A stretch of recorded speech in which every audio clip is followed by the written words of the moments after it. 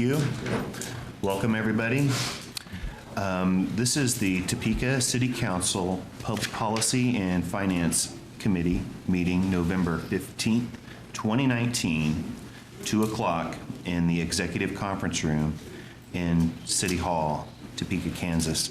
I'm Jeff Cohen. I'm the chair of the committee this year, and this is... I'm Brendan Jensen from District 6. Okay, and we have another council member who we expect to be here. I'll call this meeting to order. And usually at this time, we'll approve minutes, and there are none this time. So we'll move on to item number 2, City Attorney. Yes.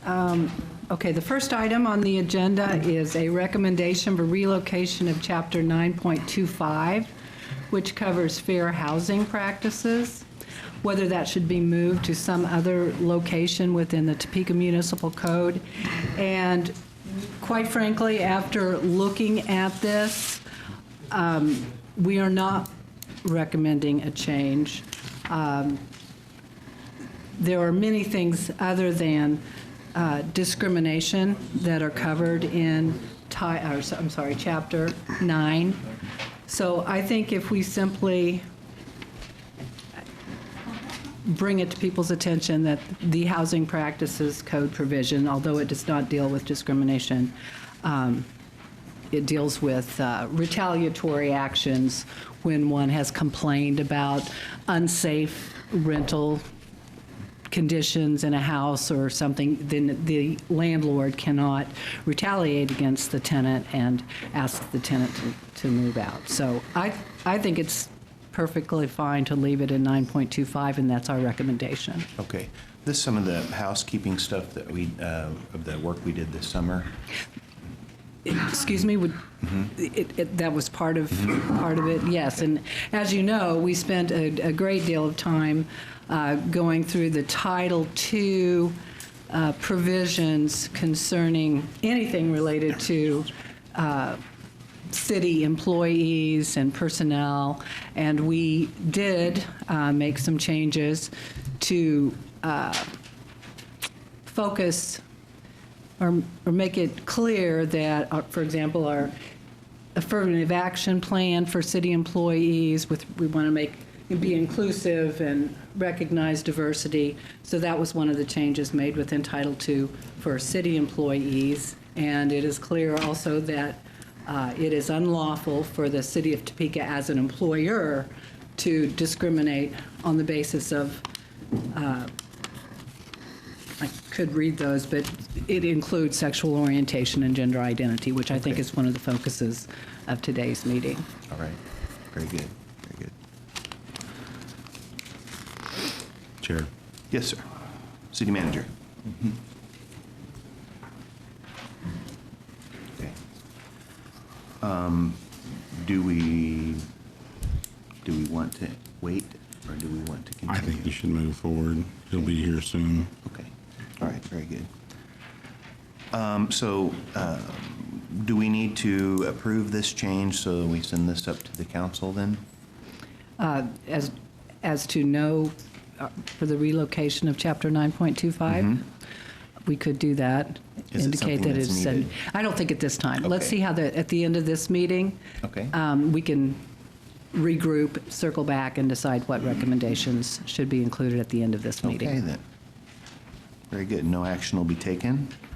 We'll move on to number 3, expansion of protection categories contained in Chapter 9.20.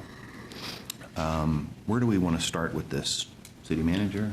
Well, I think the best way to start is to allow Will to go through what's being proposed.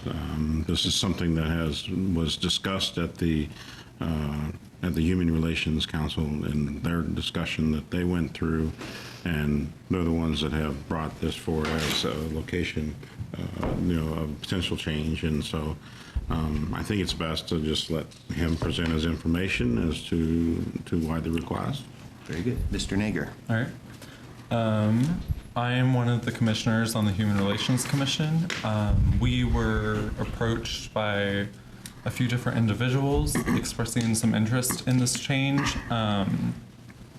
What is being considered would be adding a few terms to the pre-existing non-discrimination ordinance, which currently covers different groups, whether it be like age, religion, race, and including both sexual orientation and gender identity under those categories. What this would do, in effect, would give them some legal recourse potentially if they were fired or evicted because of their sexual orientation or their gender identity. The city, I don't know exactly when, but in the past took a similar action, giving that protection to employees of the city. And so I think that a few different, as I was talking with city council members, a few different city council members thought that this was an issue that had already been addressed. But it was the city saying that we don't think it's okay for people to be fired for these reasons who work for the city. This would be taking kind of that next step of extending it past city employees. Okay, so this is, what you're referring to is city hiring practices, not for businesses of the city. That, I'm saying that that was what has already been done, and so there was some confusion because whenever I was speaking to some different council members, they were like, oh, we have already done this, and it has been extended to city employees. This would extend it past that to just the general public within the city. Okay, to all businesses in the city. Okay, what, is this a crisis right now? Do you guys have a lot of complaints at the commission? Currently, the Human Relations Commission, since the department, the Human Relations Department used to be a branch of the city, and since that was shut down, our funding was limited, and honestly, I, in my time on the commission, have not heard of a complaint in any issue coming to the commission. So there were a couple, like I said, this started with a couple different people coming to the commission, not through any formal process, but through just conversation. And so through that, there has been some interest in this change. But in regards to formal complaints, I think that one of the struggles right now at the commission is trying to define themselves and be known to the city public that we can be an outlet for complaints on this issue or related issues, because that's not happening in general right now. Okay. Mr. Chair, Mm-hmm. so the scope of this change is only for employment and housing, then is that correct? That's the only time that these protections would apply? I want to make sure I'm clear on the scope of what you're requesting to be changed. I believe that is the case, looking through It this. sounded like it was going to all of Topeka. not Well, just correct, but, so the city. only thing that we're changing in the code in that what is considered a protected class would be for the sake of employment and the sake of housing. I believe, looking at this, that that's Okay. correct. Okay, all right. When we had a committee last year where we went over HR hiring practices, and you said that we are covered as a city and we do not discriminate already as a practice, and no changes were needed. Can you kind of reflect back on what that was all about? Sure. So the sections of the code that we were working with earlier this summer dealt with employees that are employed by the City of Topeka organization, the municipal government. And what's before us today would extend to non-city organizations doing business within the city limits of Topeka. So as an employer, the City of Topeka already considers gender identity and sexual orientation as a protected class. And so this chapter is more specific to those doing business within our city limits.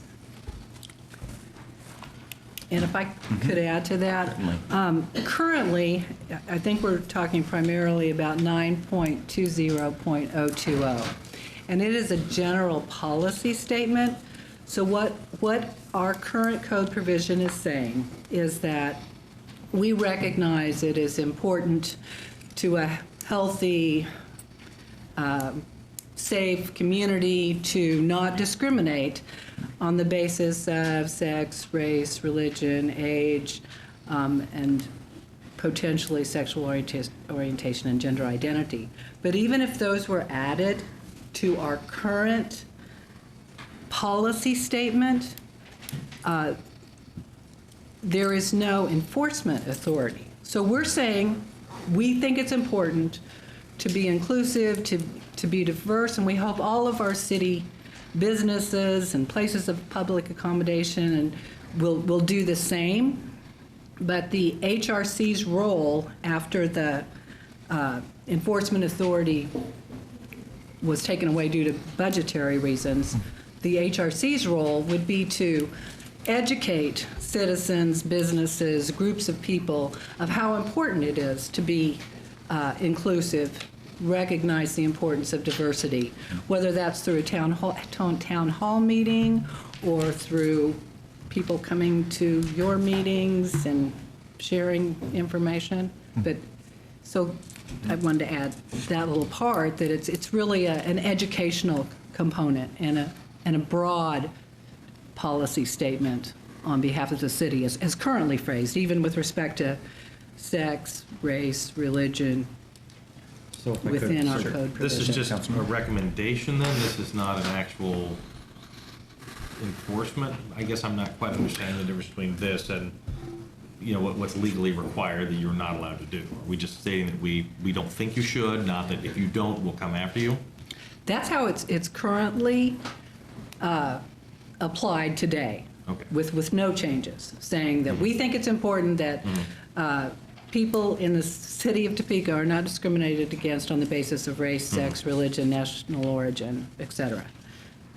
But there is no enforcement authority in that, and I So And I there still don't wouldn't be hear with this that- change here? excuse me? So there still wouldn't be with this change here? That, as currently worded, that's my understanding, yes. The newspaper had a story that said that they would be a investigative body. What was that about? Well, go ahead. I believe that was that referring to the previous organization between the Human Relations Department and the Human Relations Commission, because It sounded like that they would be an investigative body for complaints and violations. I believe, because I've read a couple articles, if I'm thinking of the same article that you are, then I believe that was just giving the history of that Human Relations Department. That specific language was in the agenda whenever I came forward to the council, and I believe it was Councilmember Hiller asked me a bit about that, and I said that was the first I had seen that language, so I'm not my reading of it was just giving some history. I don't believe that there was any intent for there to be a call for a fundamental change in how the Human Relations Commission currently operates. City Manager? Yes, at this point, the Human Relations Council will continue to function as it is. We don't intend to create the department again. Those types of functions that relate to investigation are currently done by the state. And so we would continue to anyone that felt they were discriminated against for any of the approved for listed ways, they could then take their case to the state in order to have it pursued. We would not take over that responsibility again. At this point, we believe the state method is there, and they have the proper staff to be able to handle that. Okay. Mr. Chair? Yeah. So, Mr. Nager, walk me through some of this. For example, fraternities and sororities at Washburn. How would this apply to something like that? And what's the process to prevent it being abused? I don't, as someone who is not a lawyer, I don't want to speak too much on specifics because of that. I will say that, so currently with the different categories, it can be hard to prove whether or not, like, if someone was fired and they suspect it's because of age or race, it can be hard to actually prove that. And I think that you're going to have the same kind of hurdles, whatever the category is. But I don't want to play out certain scenarios personally, just because I don't want to speak about something legal that I'm not in depth familiar with. Did you guys discuss any of those scenarios at your council level? Some, not specifically anything with Washburn University, but a few different, and some people, we were usually talking about potentially being evicted or fired, and it was good to hear from some of the commissioners who've served longer than I have, because they have some more experience on hearing concerns on these other categories. Well, and my concern is just, what the opportunity for abuse is here, and I want to be careful that we try and work through those so that people on both sides are protected as much as possible. I'm thinking, if you look at Washburn, where they have sororities that have housing, so perhaps there's a guy who decides he's going to be a girl for the day and applies for that, and then comes back and says, well, now you're discriminating against me because I identify as a woman. How do we make sure that that's not a way for somebody who we don't want to get into a situation like that? How do we keep that from happening, essentially, with this? And I don't know that that's actually happened, and it may never, but again, there's a whole group of people out there who look at a law and they try to find any kind of loophole they can to jump through. And I just want to make sure that we do the right thing for as many people as we can without creating more loopholes. That is a hypothetical that is brought up with these kinds of regulations. I don't know of any case where someone claims that just to try and maneuver something like that. Also, if someone was trying to take advantage of something like this to have some misconduct, that misconduct is still banned, there are still repercussions against that sort of thing. So you don't feel like we're opening additional doors for that? No, and I've never heard of an instance of where this is past someone. Well, I understand these laws are fairly new, so that's why I'm asking, because I don't know that, yes, that hasn't happened yet, but again, I don't want to set up a situation where that could happen in the future, just because this is new. And also, one of the current categories right now is sex, and I don't think that it's a prevalent problem of people trying to do it on basis of sex. Okay. So I'm not sure that. And it might not be. My job is to ask. Yeah. Well, thank you. Mr. Nager, I had a question. We went looking for the minutes. Are they available somewhere? For the commission? I believe so. I can figure that out and I can send them to you. If they're not Yeah. online, let's just get them online. Yeah, they're not, they're probably not online, if I remember right. Also, I had another question is, what constitutes a business? You said business. I mean, are we talking about the plumber business, or are we talking about maybe one of our private Christian schools?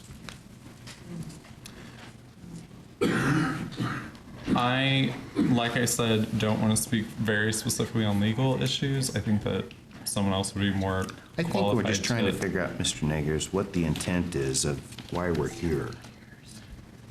I would say that we are here because people are concerned about being fired or evicted, having that harm done to them, having their livelihood or ability to support themselves or their loved ones put at risk, and they are concerned about that and want to be affirmed by their city government and have potential for, like I said, it's going to be very hard to prove different things like this, but at least have potential that they could have recourse if their livelihood is put in jeopardy.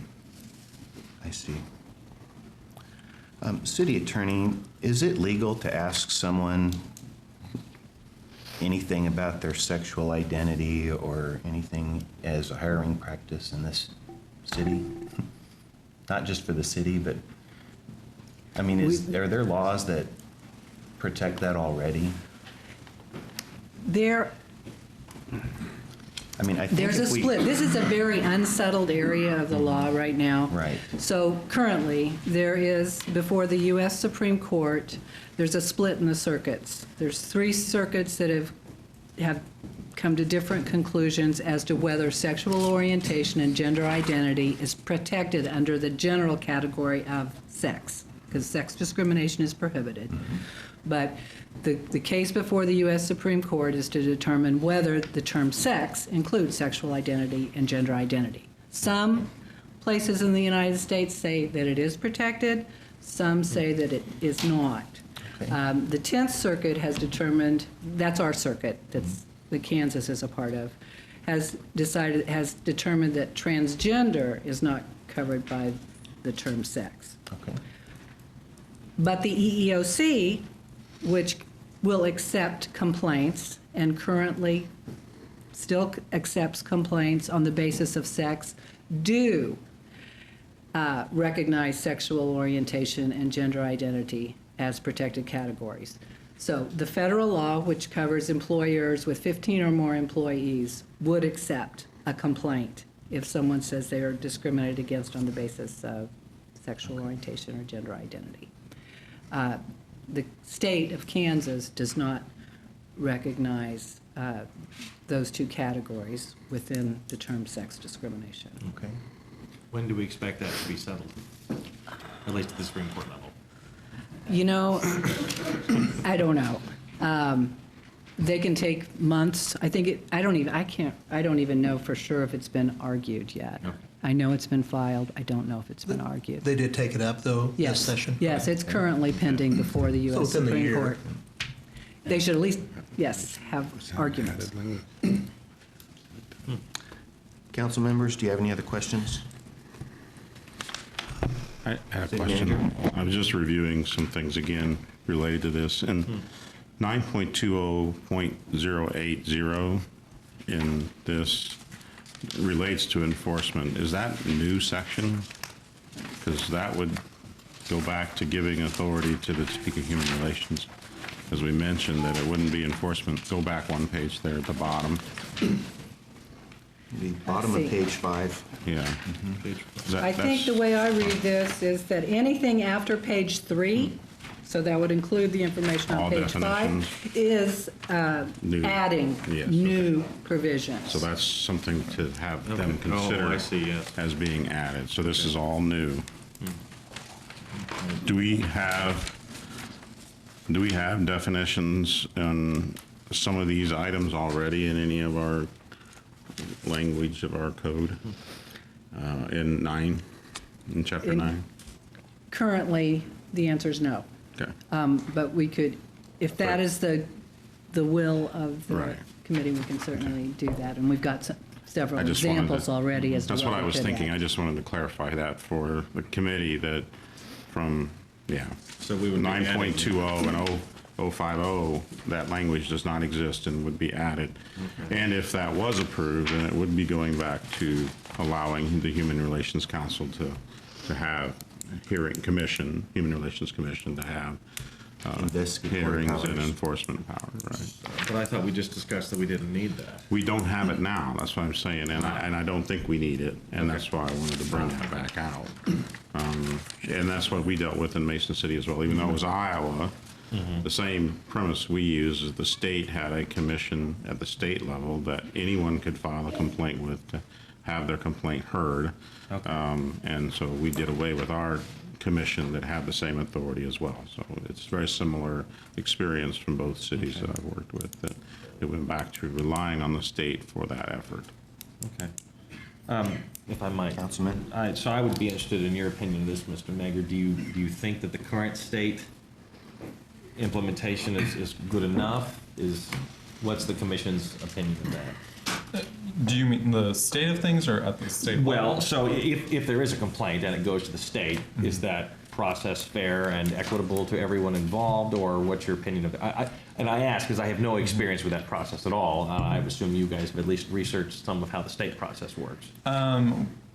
There are other commissioners that are more experienced on the other categories, and since these categories are not in place, I don't think that there's been enough potential claims to go through to know exactly how the state would go about handling it. Well, I'm sorry, I should clarify, not specifically for gender identity, but just any complaint in general. Is the process the state has working, or is it necessary for us to add our own regulation here for investigations and finding and that sort of thing? Oh, okay. Yeah, sorry, I wasn't clear there.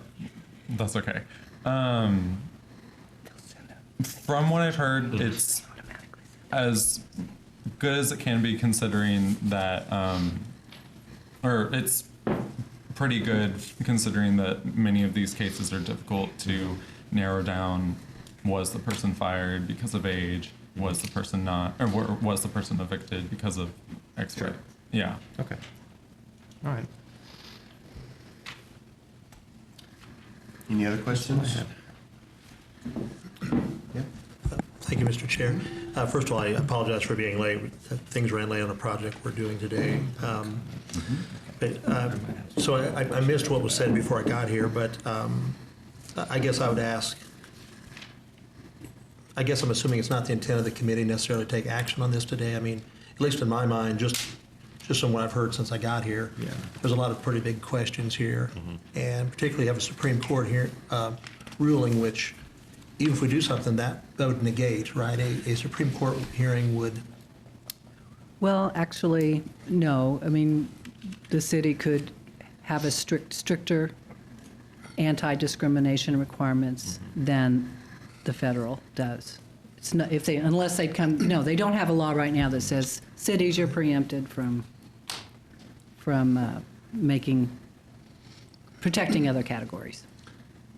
Okay, I think like interstate commerce, right? You have different rules in different places. Is not a good, which Well, is a that's- federal issue usually. Which, okay. Any other questions? Mr. Nager, any other comments before we open it up to public comment? I don't believe so, no. Okay. These work a little bit differently than a council meeting where you don't have to sign up. So if anybody would like to comment, the microphone is right there, and just step up to the podium and state your name. And you sure can go first. And The first shall be last, and the last shall be first. I'm Alden Hickman. I just very briefly want to say I was born 88 years ago, and I'm a lifelong citizen. And there are things that citizens, and they take votes, and you are citizens acting on behalf of citizens. I don't know of any other definition of citizen than more than I'm born, you're born, we are all citizens, and therefore all need to be treated equally. I'm also a 63-year Presbyterian minister, but I am not here as a Presbyterian minister because this is a constitutional thing of treating citizens. If I want to talk about religion, I go to my church, and there I have authority. You have the authority here, and I trust you to take care of it. Thank you. Hi, thank you. My name is Philip Cosby with the American Family Association. I know this is unsettled law, kind of new, but we have had in the 10th Circuit a very publicized case, a masterpiece, where the Supreme Court did decide that there needed to be accommodations for sincerely held religious beliefs. Sincerely held religious beliefs. Kim Davis was a public employee in Kentucky who would not put her signature to a marriage license because it was a same-sex marriage. Both cases were successful on sincerely held religious beliefs.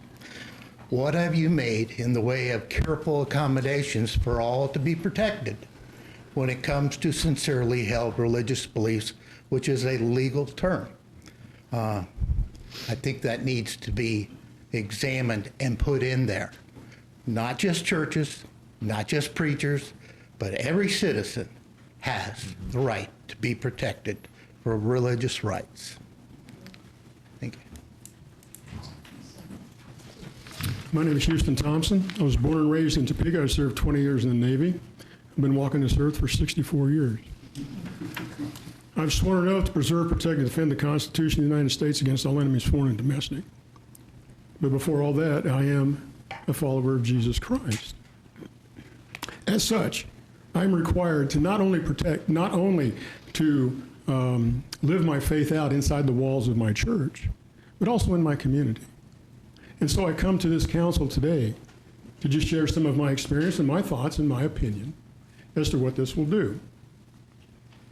Even by not having the enforcement authority right now, as Mr. Nagler has stated, if this is passed, if this is put in place, it is my judgment that this will create a hostile work environment, and this city needs the jobs that are here. They need the businesses that are here. When we as a government start to force upon business owners and those that have the ability, the financials, and the education to bring a business into existence, the desire, but we impose on them what they are required to do when it is against what they fundamentally believe, that is wrong. That is socialist. That is Marxist. And quite frankly, that will do nothing to help foster a good business community within Topeka. The way I read Scripture, it already tells me that if a person, a human being, is an image bearer of the God Most High, I am to treat them with respect, with dignity, with tolerance, with understanding, with compassion, with grace, and with forgiveness. By doing so, I can see no requirement for the addition of any other laws that do not already protect every human being that walks this city for anything that they are in. Personally, I don't care if anybody comes to me, if they need shelter, if they need help financially, if they're hurting and have been wounded. I'm told that I'm to come alongside that man or woman and do that and provide for them. Morality cannot be legislated by the government. It cannot be. It doesn't work. And so, my parting words to you are this. It is my judgment that we have sufficient laws on the books to protect every man, woman, and child that walks this city. And to my knowledge, albeit limited, those ordinances that are in effect, those statutes for the state of Kansas that are in effect, are currently able to preserve, protect, and defend the business owner in their God-given right, an inalienable right that comes from a higher authority to which the government is required to enforce and provide and apply the principles of that in the community. Those are there and available to them so that they can execute their businesses, provide services to this community, and to make our way of life and pursuit of happiness, just like it says in the Declaration of Independence. I want to thank the commissioner, chairman, for allowing us to come today. Mr. Nagler, the other commissioners, thank you for hearing. I appreciate it. And if you want to talk, I'd love to have a conversation with you. I really would. Anybody else for that matter as well. Thank you all very much.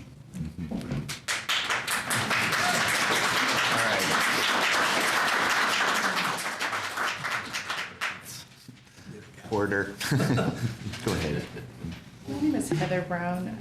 I've been an entrepreneur all my life and have had a small business. I'm really concerned about what's going on here with the terminology. I think when we open things up to include gender and sex as it is, and really don't define it and really know what we're doing here today and discussing and spell it out, then we get rallies like this, and we get people coming out to make sure that both sides are heard. For instance, right now I'm getting into ceramics at Fire Me Up Ceramics in Noto, and I make sculptures of figures. And if somebody comes to me and asks for something that violates my religious beliefs, my rights should be just as protected as theirs. And I think we have to be really careful about defining this, spreading this out. For instance, if you made hats and I came to you as an LGBT person and said, I want an order of 50,000 Make America Great Again red hats, I don't think you should have to fulfill my order. I think that also works in the opposite way with all these things. And I think we have to realize when we create a rule and a law that holds behind it fines and imprisonment, it could go the other way. And don't think for a minute that these people wouldn't do the same thing if they felt threatened. Okay. Mr. Chair, if I could just clarify, and that part of the reason why I ask exactly what we're talking about is because of situations like that. And we're only talking about housing and employment, not who you choose to allow to be customers in your small business or not. And Mr. Nager, please correct me if I'm wrong, that these changes at this point are only limited to housing and employment, not customers, and not who you serve in a business. Is that City Attorney? not correct? Just kind of said before, you said, I don't know, a home, maybe.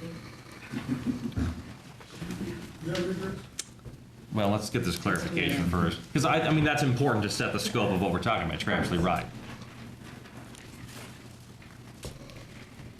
It's a little bit unclear the way that the information has been submitted to us.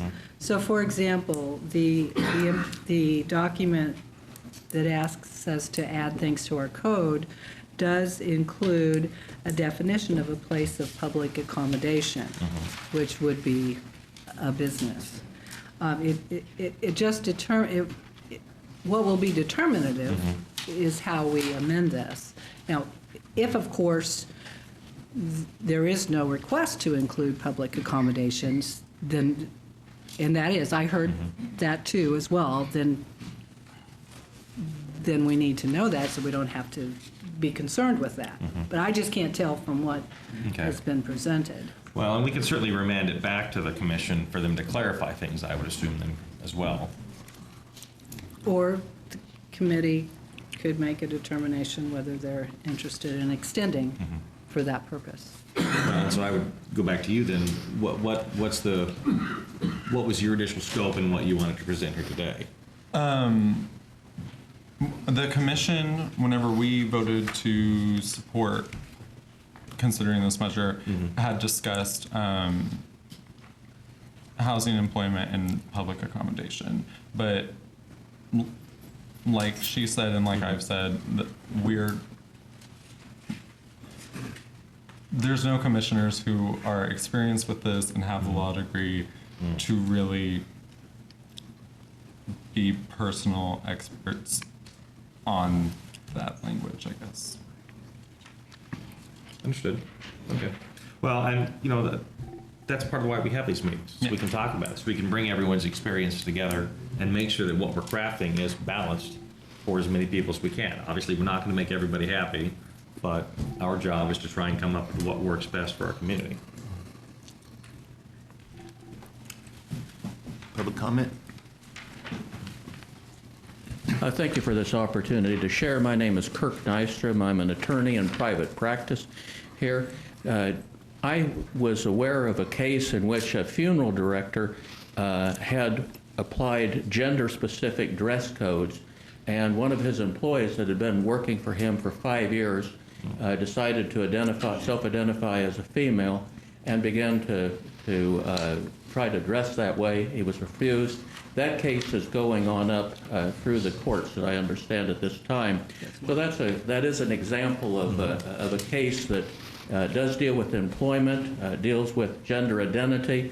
And one of the things that I see is that We don't need to add additional expenses to our city, to our state in defending and fighting cases on this. I would like to see us hold steady with what we already have in place with lots of protection there, and I see nothing wrong with just not moving forward with that. So thank you for the opportunity.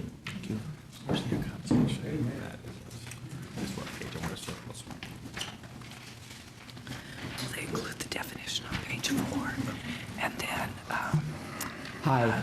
page 5. Yeah, I live here. My wife, we in Topeka. We've been here. What's your name, sir? Oh, I'm sorry. My name is Gary Shook, and my wife and I have lived here for the past 13 years, and our grown kids have lived here even longer. So, but anyway, I wanted to address this. Generally, if you look at the sexual orientation and gender identity laws that have been passed around the nation, they have caused cases like with the funeral director and with bakers and with florists dealing with same-sex marriage customers. And they just, in general, have caused numerous problems around the nation in terms of protecting our religious freedom. And I might point out that these new proposed laws to provide special protections for any other class than has been protected in the past simply, causes some problems. I believe that there's problems in general with these. I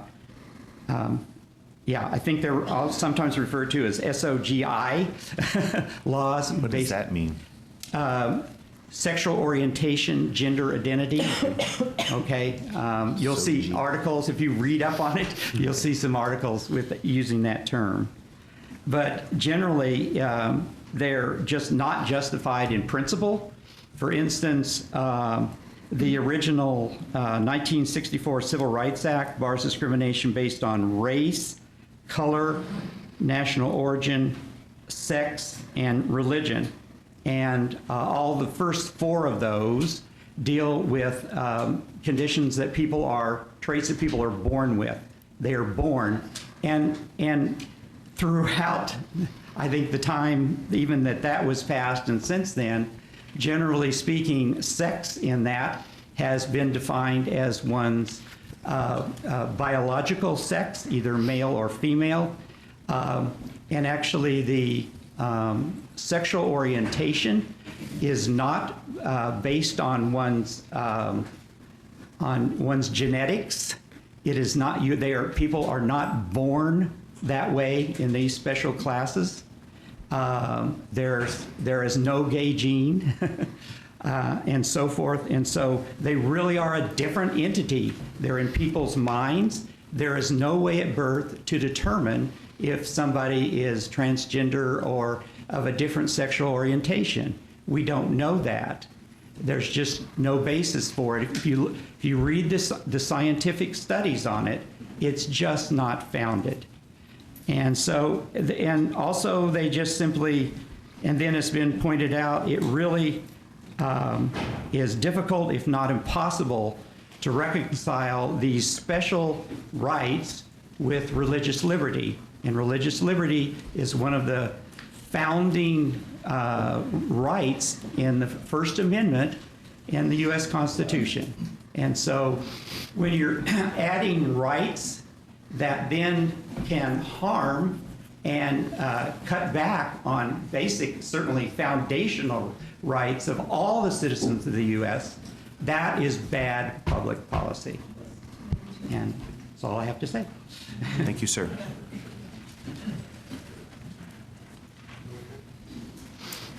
Hello, thank you for allowing me to speak to you. My name is David Epps, and I've made myself a few notes here. First of all, I want to say that I love all people, no matter what gender they identify with. And I think that if you see some people here who are speaking against this being adopted. I think we probably all share that in common.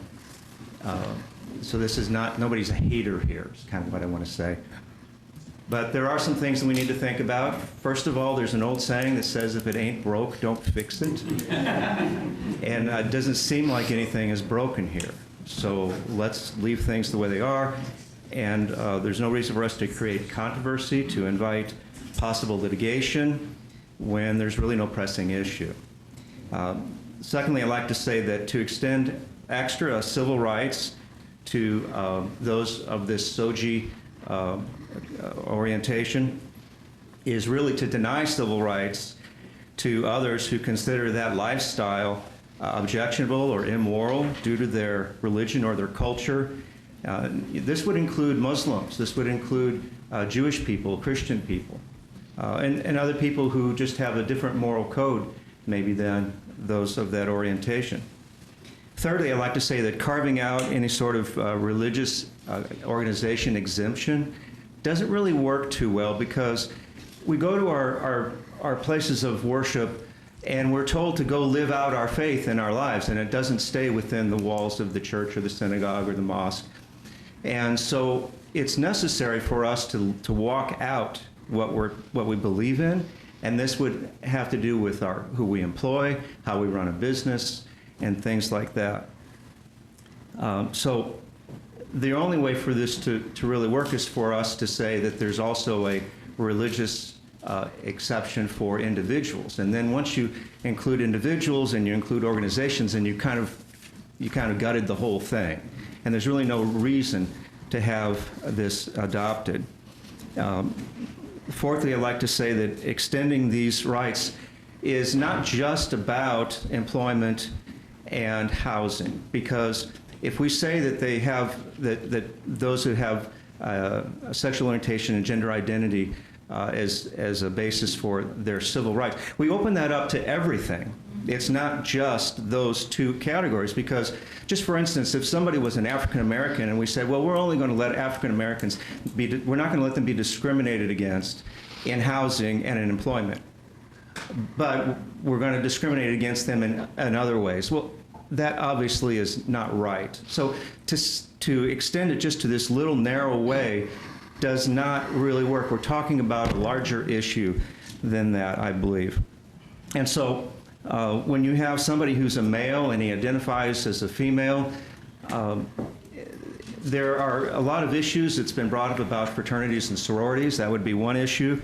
But also think about people who identify from a different sex than they're genetically or physically are, like a man that would be in a girl's bathroom or a girl's locker room, or changing rooms in our stores. Think about children. Think about boys' clubs and girls' clubs. Think about children in our libraries, in our classrooms. It's been mentioned about the funeral homes. A family is grieving, and they're met with somebody who is obviously a male who's dressing as a female. That doesn't really work for the grieving family. So they would have a hard, they don't want to deal with that. They just want to grieve this person that they've lost.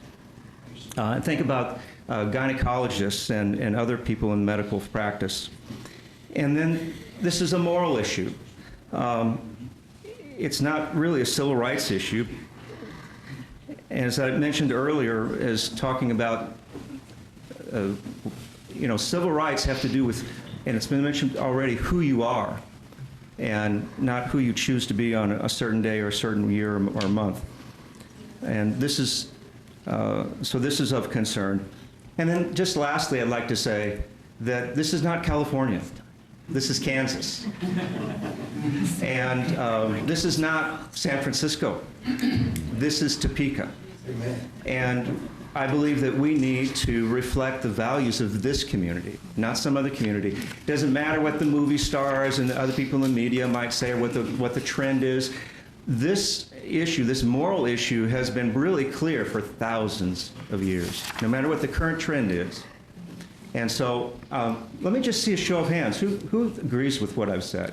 Can we do that? Okay. Thank you very much for your time. Thank you.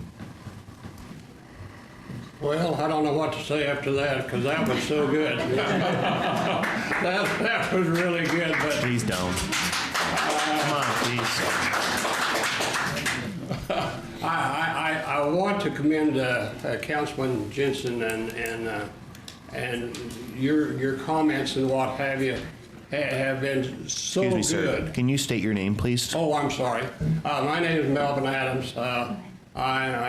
We've been there only about 8 years, so we're kind of transplants because we came here for our granddaughters and all that good stuff. So we lived in Hayes for 35 years, so I was a certified financial planner there, and so had a going business there.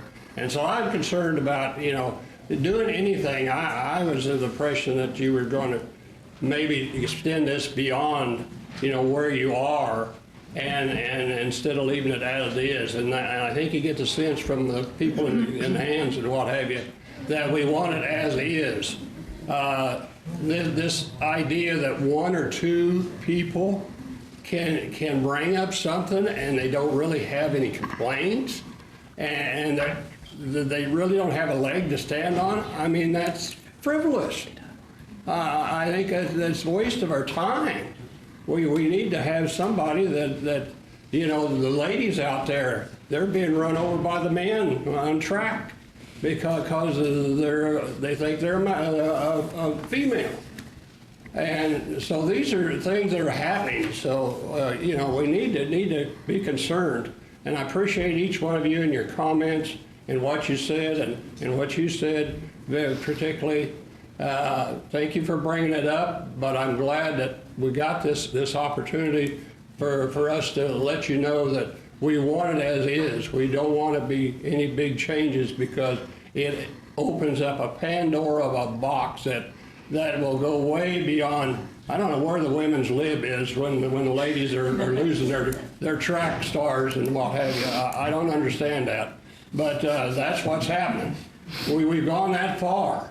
And I would have never, when I was a little child, thought that would happen in the United States. I would never have thought that happened in the United States, but it's happening. And we've got to stop it. We've got to stop it somewhere, and this is where you guys as a council can stop this and say, we want it as it is. We've got enough laws on the books. We don't need any more. And we need to protect those us that vote, not the little 5% that make a lot of noise. We want to protect those that are there. So that's all I got to say. Thank you. Hello, gentlemen. My name is Pastor Mike Kahn. I've been the pastor of the Apostolic Church for 43 years. Came here in 1977. I've lived 7 decades in this beautiful, wonderful country that we have.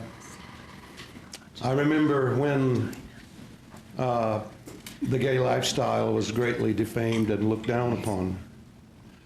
I remember as a child how it was referred to as insanity, mental illness. People were severely persecuted. They were in the closet. I want to thank God that we have learned to love all people. And while I'm certainly against this ordinance and recommend that we keep things as they are, yet I want to go on record as saying that I love the homosexual lifestyle, homosexual people. I don't love their lifestyle. Sorry for that misspeak. And they're welcome to come to my church, but we do preach the Bible. We do preach what the Scripture has to say. And it says that men are to be men and women are to be women. This has been a tradition that has lasted for thousands of years. The attack against the family is just ripping this nation apart. And there are children that are not knowing whether they're male or female because of our school system and because of this, what I think is a spirit that has attacked our wonderful country. And we understand that the Scripture says that the wicked shall be turned into hell and all nations that forget God. I pray that we could turn back to God and believe the Scripture. Most of us old-timers are traditionalists, and we understand the youth that are being taught in the schools of higher learning by these communistic professors are turning this nation away from the Bible, away from tradition. And it is so heartbreaking that it appears that we only have one more generation. And it's amazing that we're having to deal with this issue right here in Topeka, Kansas. That people would like to have special rights just because they've chosen to be a little different than everybody else.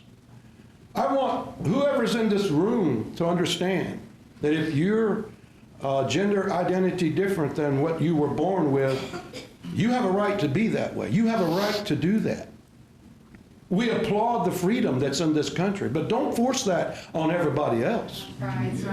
Don't think that we've got to adopt your lifestyle or give you special treatment. And whoever there is in this room that has that attitude, I hope and pray that you can be happy with the way you are and happy with the way I am. Because I will go to prison, I will go to jail, I will stand for what I believe, and I believe I ought to have a right to determine who is qualified to be a member of my church. I don't want pedophiles on the pews of my church. I do not want, well, unless they want to repent and turn to God. We believe in the Word of God, that sin is a reproach to any people. And I'm sorry, I'm kind of getting a little emotional here, and I didn't come with a prepared speech. I just came to give my recommendation that please leave things as they are. Let the people vote on it if you have to do anything, but please do not allow anyone to think that they have special rights just because they pursue the gay lifestyle. Thank you very much. Yes, sir. Would it be possible, I mean, is this something that would be put to a ballot issue if we directed that direction?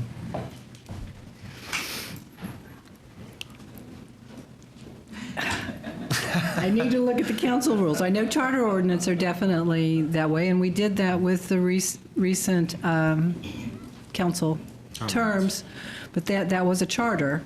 I'm going to have to get back to you on that. Okay, very good. Thank you. Chairman Cohen, we are starting to, you might remind people that it's a 4-minute limit. Okay. Yeah, if we could, from here on, if we can kind of keep our comments brief and respectful to everybody else at roughly 4 minutes. I'll keep my fair share. I'm Shalene Frederick, and these are my children.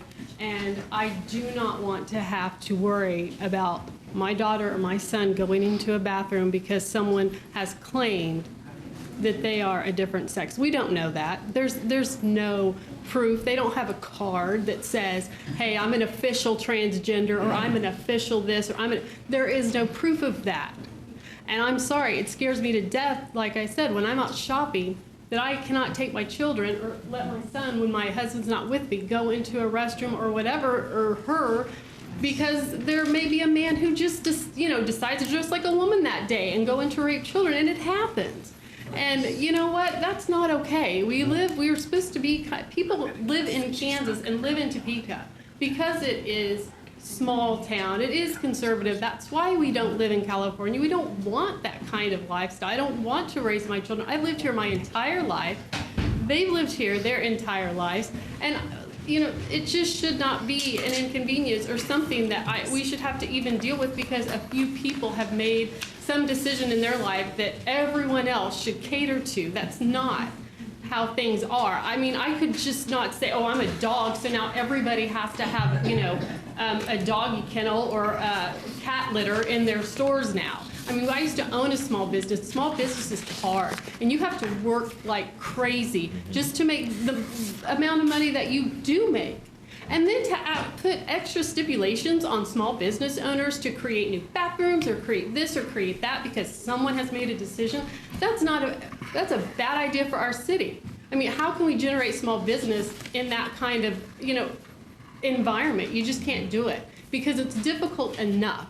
And isn't that what we are supposed to be supporting as a community? We are supposed to be supporting those people who are local, supporting those people who are Topekans, supporting those people who do have their business here and those family-owned business that keeps this place kind of running. I mean, that's what we want to support. It's those people that we should be thinking about and supporting, not a little minor population that has made some kind of decision and now everybody else should jump and go through hoops and spend a whole bunch of money to, make things adequate for them. I just think that's absolute insanity. So that's all I have. Thank you, Mr. Chair. Councilman? Just for the record, all three of us are small business owners. Yep. I am not. Hi, my name's Chris Gardner. And I'm his wife, Teresa. Yes. And we've been citizens here our whole lives. From what I've heard you guys talk about so far, I believe the current policy already covers all that was put in place, sex, religion, all that. So I feel like this is a waste of time, resources, money into adding into, which is already protected in the law itself. So we stand as it not being changed, that it remains as it is currently. Thank you. Please. Did anybody else like to speak?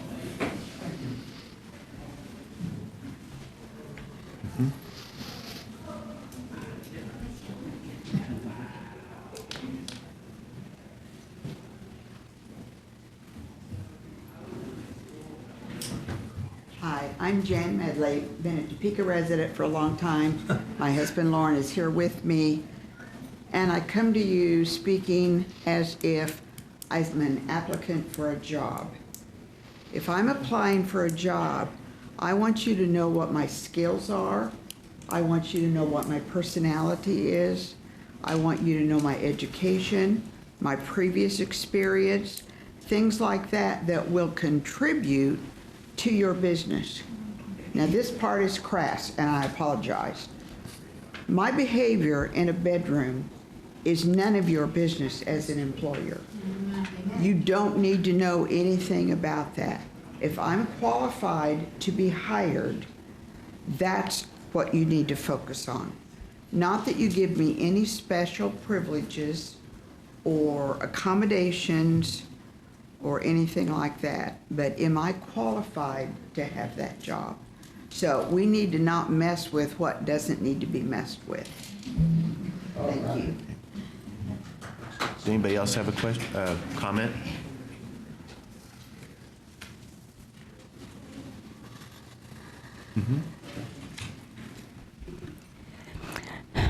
I taught junior high and high school for 18 years, and I was... Ma'am, what's your name, ma'am? Oh, I'm sorry. Jane Apter. I grew up on a wheat farm south of Salina.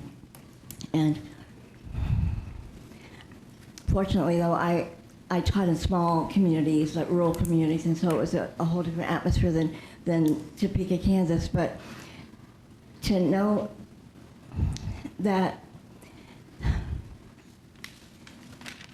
someone could be hired that could be influencing those young hearts is what grabs at my heart.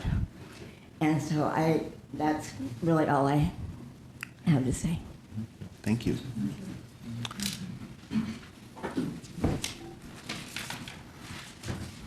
My name's Janet Mitchell. I've lived in Topeka all of my life, and I was a school counselor in USD 501 middle school for 23 years. Because of a policy that was imposed on our school district, I had students that would change gender from day to day. They would change their names, and we had to send out an email to the teachers letting them know that they needed to call Sarah Sam now, and that we were not to inform their parents because they hadn't told their parents. And so I know what it feels like to be under a policy, and I can only imagine that a business would feel the same if they were required to be constricted by a policy that they disagree with. I was constricted, and that's all I have to say. I would like to see things stay the same. Have we considered, especially if we allow this body to be an enforcement body, what it would be like if some of our economic development partners would be hauled before this committee, like Mars or maybe Project Lightning, and how that would affect things? I have heard no history where these laws have been passed of businesses suffering. In fact, there have been some occasions whenever they are not passed, whenever certain people will choose to boycott those jurisdictions.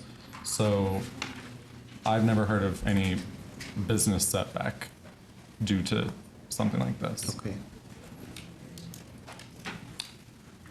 Yes, sir. If the commission were to have investigative powers, who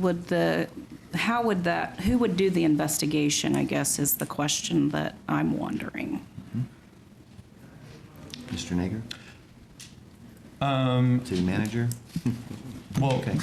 I can answer. Well, and more so how the commission envisioned it when they wrote it into this proposed provision is my question. The commission did not discuss bringing back those enforcement powers because it would require, the only way that I know of doing it would require re-establishing that human relations department and that funding, and for budgetary reasons that's not in place, and the commission understands that. Okay. Yeah. Mr. Jarrett. So who wrote this policy that's before us now? I know you mentioned to me that you guys don't have any legal experience. This, I went, whenever different members of the community came to me inquiring about it, the commission had the discussion, and part of, after the commission decided it was something we wanted to advocate on behalf of, one of the things that I did was go to someone who has experience with this sort of adjustment, and they took a look at Topeka specific laws. So that's where that originates from. Did that answer your question? I think so. So somebody with a law degree has written a policy. Yes. Okay, that's essentially where I was going. Yes. And not that I don't think you guys are brilliant, wonderful people, but I'm not a lawyer. I don't pretend to be one, and y'all don't want me writing anything legal. Yeah.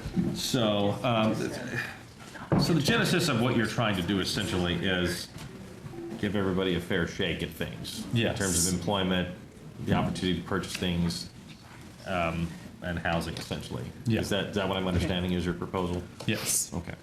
All right.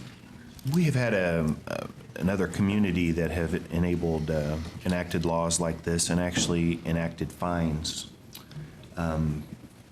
Would this body be issuing fines like that? For example, the New York has the infamous refer to somebody by the wrong pronoun fine, $125,000 to $250,000 for making a mistake about something that you're not allowed to ask anybody about. So did the commission discuss any things like that about what's going on in other communities? What any potential punishment would be, as I understand it, decided by the city council, and my guess is that they would look at what do we or don't we think is an equitable fine or punishment whenever someone discriminates against another group that's already in place, and probably base it off of that. Yeah, there are some fine amounts in the back. They aren't as extreme, but $500 for the first violation, $1,000 for the second violation, $2,000 for a third or subsequent violation. And I guess I would say that we've talked a lot about people just trying to provide for their family, mind their own business. if there's someone who is trying to do the right things and then gets fired because the perception is that they are LGBTQ, whether or not they are, the perception might be if they're fired for that, then to them, losing their livelihood as compared to $500, I would say that kind of puts into perspective. Have you guys talked about the balance of religious freedom versus some of these protections that are being presented here? Well, what's the commission's opinion of that? Currently, people in the language on discrimination on the basis of religion is already protected, and religion is already protected, as has been mentioned, under the Constitution. I happen to be religious myself, and it's whenever your religion starts to impose something on someone else that there is a problem. And so I think that's why this room is full, is that very reason. Can I ask the gentleman a question? Is a committee meeting a back and forth? No, I'm sorry, sir. Do you want to go back to public comment or continue our discussion? We could. I mean, that was essentially where I was going, is if you guys had considered that as part of it. Because, I mean, there is arguments on both sides of this that I think we absolutely need to at least take into consideration and listen to, because everyone is very passionate about it on both sides. You know, the last 5 years, Topeka has really kind of come together, and I don't know if you guys have noticed that. And we choose now, when Topeka's coming together, to bring up almost the most divisive social thing in the world. I mean, we might as well be making policy or talking about Second Amendment rights or abortion or something like that. It's that divisive. And I don't think Topeka is ready for that. Do you have any other questions? That was it for now. Okay. Lou Dalton. I'm opposed to this proposed modification to grant additional rights and protections to the LGBT community. The HR Commission said that they were unaware of any complaints in Topeka, so while there surely must be a couple, they're not widespread. Also, this change is a political move, it seems to me, designed to curry favor with the socialist elements in Kansas. It'll be used as a club by the leftist LGBT community, as it has in other places, to harm religious organizations, businesses owned by conservatives, and non-governmental organizations. We know this from past experience across the country, and that's the reason why the councilmen asked the questions that they did about how the changes will affect university sororities and small businesses, because these changes have resulted in abuses across the country when enacted, where the LGBT community uses them as a club to attack conservatives, people with conservative views, with religious views, who, because of their own personal views, choose not to engage with the LGBT community. And so that's the reason why I'm opposed to this proposed modification. Thank you. Does anybody else like to make a comment? Councilman, what would you like to do? Mr. Chair, Yes. Do we make a redress? Do we do comment twice? Usually 2 no. minutes? It's your permission, I mean, your meeting, but we try to You could avoid. keep it. Yeah, my name is Houston Thompson. I found it very interesting on the last page, I believe, of your draft, that there were actually proposed or possible fines. That tells me, just by common sense, that this is, in effect, loading the gun, loading the cards, loading the deck, loading the dice, so that when the enforcement provision comes to this commission, to this committee, this is the direction that they're going to go. Had that not even been on the agenda or on their minds, it would not even be a part of that. So that tells me that by allowing this to take place, even though they have no authority right now to enforce this, when we already have a governmental agency that can enforce these types of discriminatory laws that are already on the books that cover everybody, where they cannot be removed from employment because of the things that you mentioned in the Civil Rights Bill,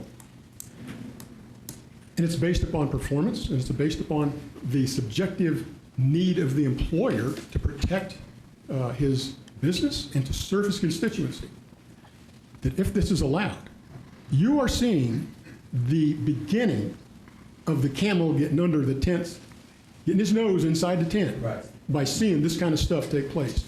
I strongly recommend that this get defeated and get stopped now. We do not need it. Thank you. Don't need it. People, come on. Councilman? Well, Councilman? so I would offer a couple of closing remarks. Will, I would like to thank you for being here today. I'd like to thank your commission for taking a look at this. Whether or not this is the right fit or not for our community, it's something we should at least take a look at, and you guys have done so, and I appreciate it. Again, where it goes from here, I'm not sure, but at least we looked at it and we started the conversation. On what side you fall, we'll see where we end up, but it is at least something we should talk about. Thank you. Either way, we'll still fall on the side of Topeka. So, Councilman? Thank you, Mr. Chair. I'm just, just going through all this and hearing the comments today. I mean,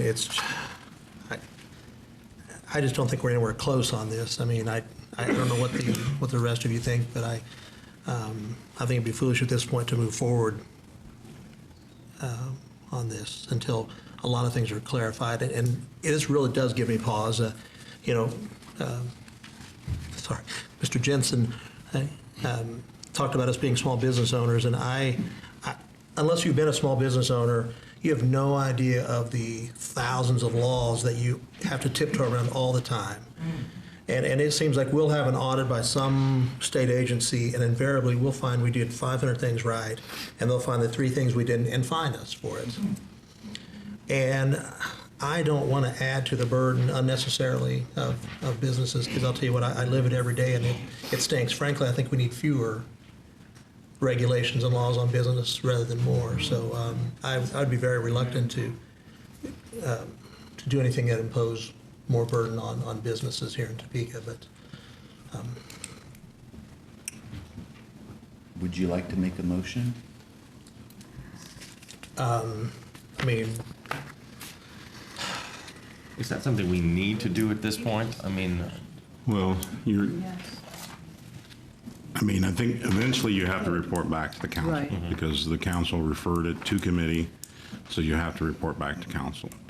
So I think if no one's inclined to move it forward as a recommendation for consideration, you could simply report that at this time the committee is not recommending that this be moved forward for consideration, and that if at some time a future committee or group of council members would like to consider it, they would need to bring it back.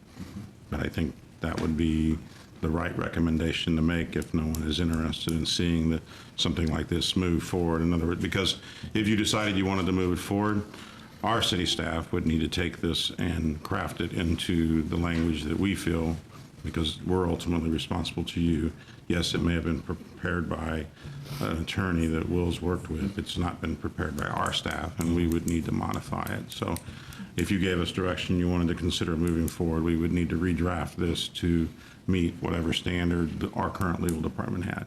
But if not interested, then I would think that would be the motion, is that this committee is not interested in moving this request forward for changes to our existing ordinances, and that would be what you would report at the next council meeting when I put it on the agenda.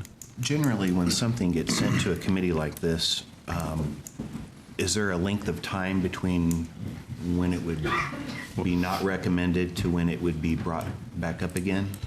Usually it would probably be similar to what we would do when we have a no vote, which would be 6 months. I mean, that would be my recommendation. Put it is into the that- next council. Right, Yeah. that, that would be the case, because you would basically bring back and say no for consideration, which would be the same as a no vote, an item can't be considered. I'm just flying off the cuff here with that, but I think that makes the most sense to me as a policy. If they reported back to the governing body and the governing body as a whole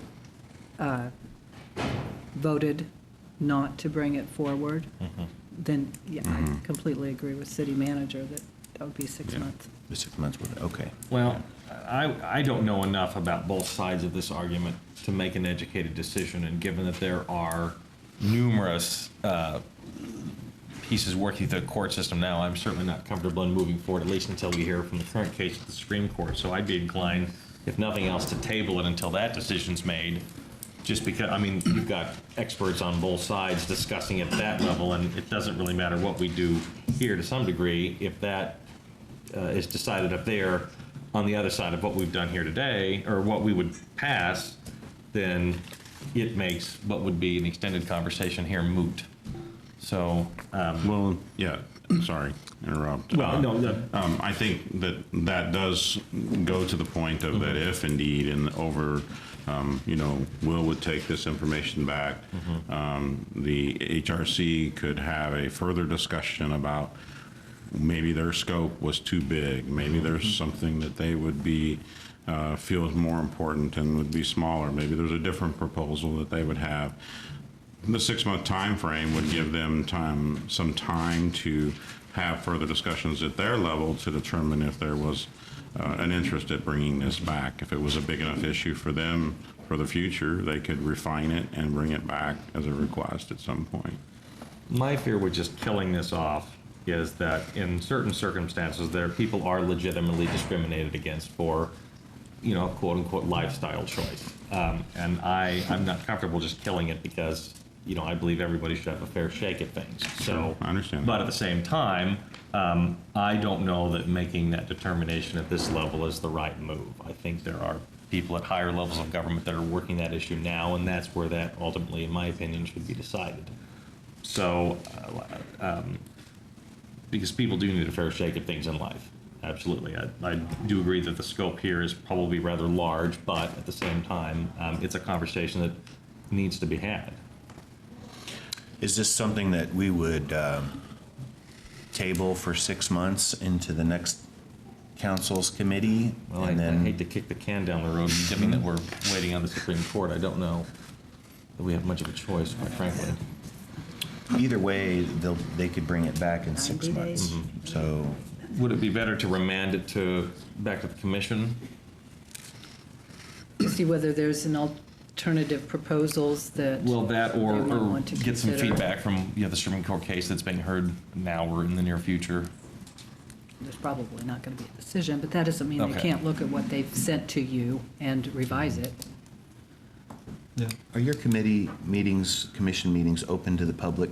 They are open to the public. What is it? Is it November?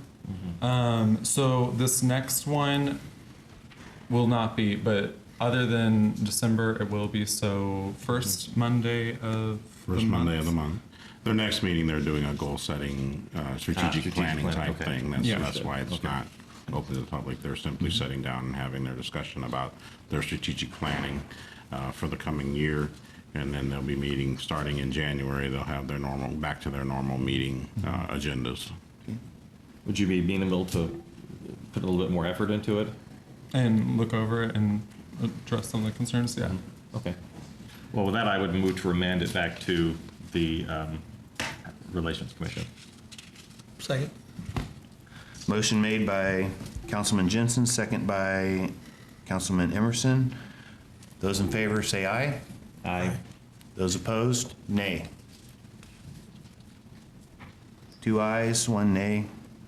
Motion passes. Are there any other items on our agenda?